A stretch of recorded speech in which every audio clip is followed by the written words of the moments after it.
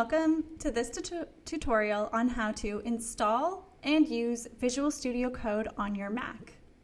Visual Studio Code is a powerful code editor that supports many programming languages and many platforms. In this tutorial, I'm going to walk you through the steps of installing Visual Studio Code on your Mac and teach you some of the essential features to get you started. So first things first, I want you to open up your web browser and navigate to code.visualstudio.com/download. Next, we're going to click on this download for Mac to start the download.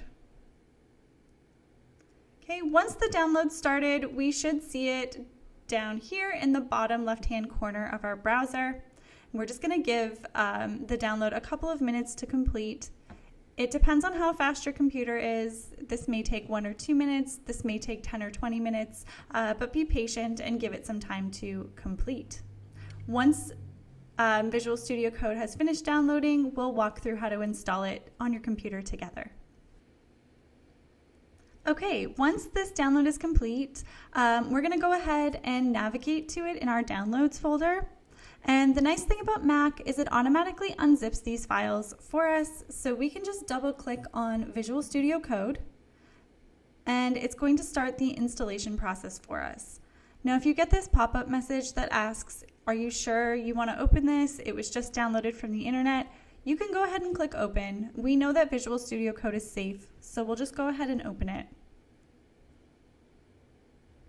Okay, so Visual Studio Code is now installed. So I'm just gonna open it up and make it bigger so that we can see what we're doing.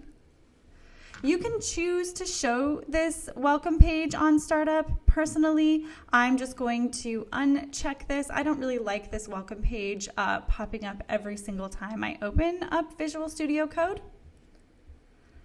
Okay, so now that we have this installed, let's walk through some essential features. So in order to open a project, we're going to go up to the top and click on File, and then Open Folder.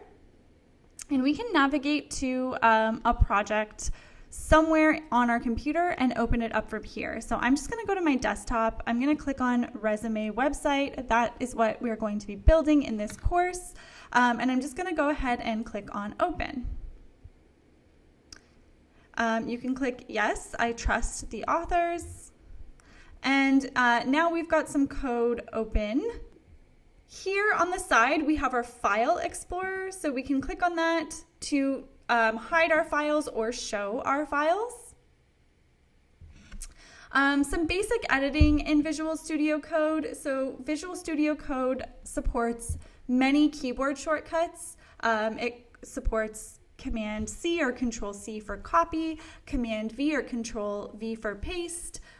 So you can go ahead and use keyboard shortcuts. You can also right click and use your copy and paste that way. Visual Studio Code also has this thing called IntelliSense, which provides some intelligent code completion for you and some error checking as you type.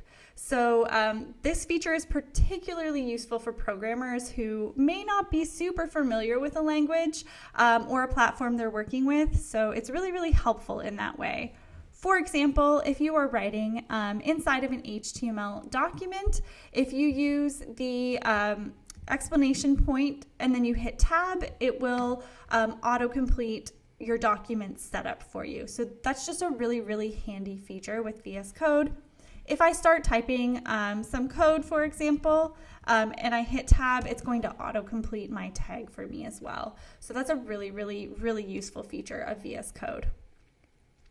Okay, coming here on the side panel, we've got some source control. So that's for if you're using Git or GitHub or something like that. We won't be going through that in this course, but just so that you know it exists and it is available in VS Code. Here we have our debugger. So Visual Studio Code comes with a built-in debugger that allows us to debug our code step by step. And in order to do that, we would have to write some code in a language like JavaScript or Python or Java, and we would have to set what is called a breakpoint in our code. So we could like highlight a line of code and then we could run our debugger to help us find errors. Not something we'll be using this early on, but it's just really good to be aware of.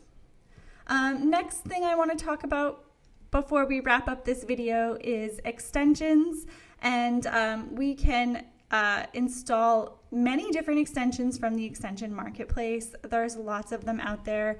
I would highly recommend installing a spell checker.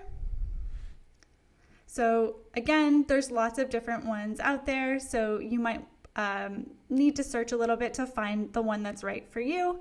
And another thing that I might recommend installing is something like a live server. And a live server would just allow us to launch our code in the browser, and it would automatically update that code every time we saved, so that we wouldn't always have to refresh. Again, not a requirement for this course, but just so that you are aware. So congratulations, you've now installed VS Code on your Mac, and we are ready to start writing some code together. So happy coding, and I will see you in the next video.